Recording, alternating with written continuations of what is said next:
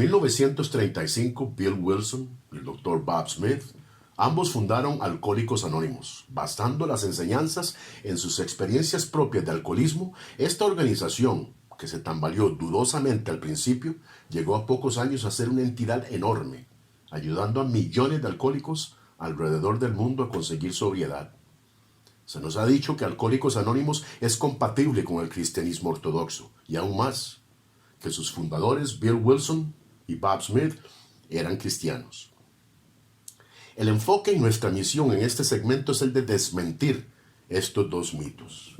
Presentaré evidencias de las mismas publicaciones oficiales de Alcohólicos Anónimos que no solo demuestran que las raíces de la organización no fueron cristianas, sino que también Bill Wilson y Bob Smith ambos tenían una fuerte conexión con el ocultismo.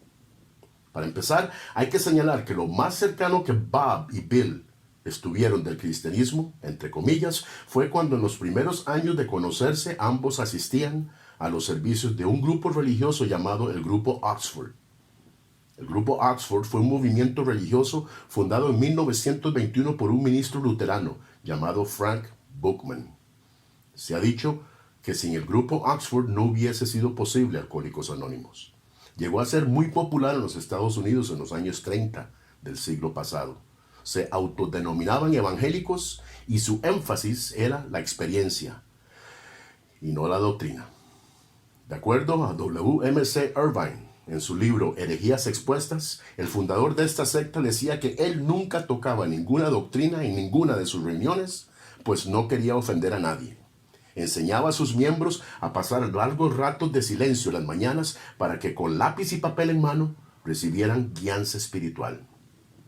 Enfatizaban los lazos comunes de todas las religiones, pero ignoraban las diferencias. Se aferraban a lo que llamaban los 4 absolutos, o 4 pasos: honestidad absoluta, pureza, desinterés y amor. La fuerte influencia que este grupo pseudo-cristiano tuvo en la formación de Alcohólicos Anónimos se manifiesta en que fue ahí donde Bill Wilson obtuvo las ideas de, número 1, establecer Alcohólicos Anónimos sin la mención de ningún dios en particular para llegar a más gente y no ofender. Y número 2, lo que eventualmente serían los 12 pasos de Alcohólicos Anónimos. En los pasos 2 y 3 se denota claramente cómo el poder superior y el concepto de Dios quedan al criterio de cada uno de los miembros. O sea, que tanto el hindú como el mahometano, el budista, el judío, el cristiano, el hechicero, el chamán, todos pueden orar cada uno a su deidad en concordia. En su libro, Lois Remembers, Lois Wilson, esposa de Bill, nos relata en la página 92 que Alcohólicos Anónimos le debe una gran deuda al grupo Oxford. Nos declara que de ellos aprendimos qué hacer y, más importante, qué no hacer.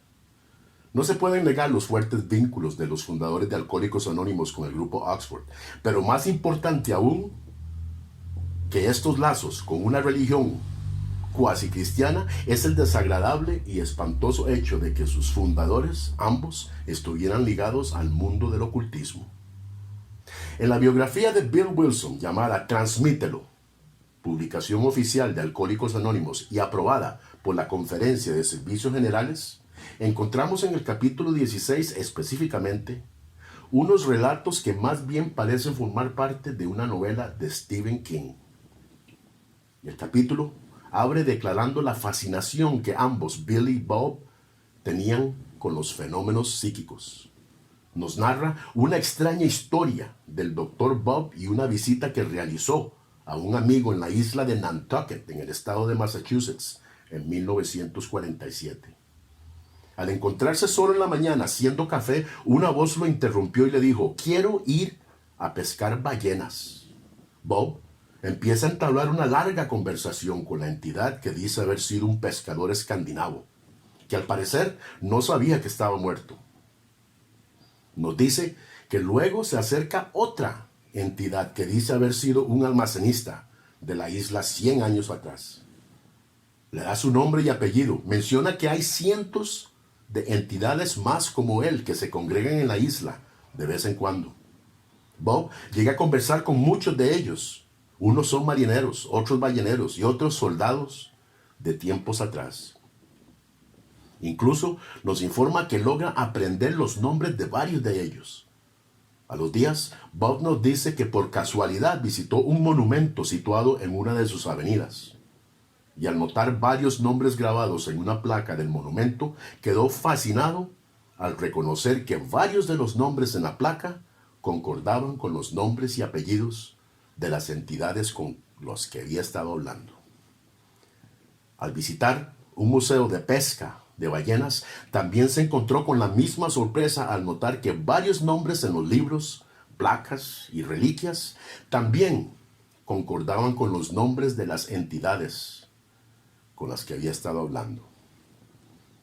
Por otro lado, se nos informa que Bill y su esposa Lois también llevaban a cabo sesiones espiritistas en su hogar, donde la mesa levitaba y hacía ruidos, entre otros eventos paranormales. Utilizaban la Ouija para comunicarse con arcángeles, con espíritus buenos y a veces malos, con amigos difuntos. Unos, se nos dice, en el purgatorio y otros que decían estar pasándola muy bien. Lois describe cómo Bill yacía en el diván y recibía mensajes de entidades mientras éste los escribía en un bloc de papel, a veces palabra por palabra y a veces letra por letra. En varias ocasiones, hasta en presencia de vecinos que también relatan extraños acontecimientos con Bill y su esposa. Todo esto, señoras y señores, de la biografía de Bill Wilson. Otra anécdota de importancia nos viene del libro del jesuita Robert Fitzgerald llamado The Soul of Sponsorship, el alma del patrocinio, que minuciosamente examina la cercana relación que tenía Bill Wilson con el famoso sacerdote Ed Dowling, a quien consideró su asesor espiritual toda su vida. En la página 52 de esta publicación nos encontramos con una carta enviada al sacerdote Dowling, fechada el 17 de julio de 1952, en la que Bill le confiesa al sacerdote de tener ayuda de una entidad que se hacía llamar Bonifacio, y que éste le asistía para escribir los ensayos de lo que llegarían a ser los 12 pasos. Alcohólicos Anónimos se autodescriben como una organización espiritual, pero después de indagar un poco sobre la vida de sus dos fundadores, parece ser que en vez de haber sido espirituales, más bien eran espiritistas.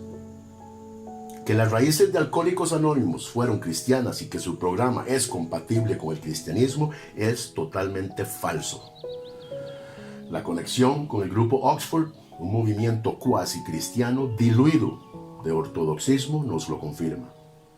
Del mismo modo, el uso de la clarividencia, la fascinación con lo paranormal, la necromancia o comunicación con muertos, el uso de la Ouija, la autoescritura o psicografía, en fin, todas estas conexiones con el ocultismo, del que tanto disfrutaban los dos fundadores de Alcohólicos Anónimos, nos hace sospechar de su cristiandad.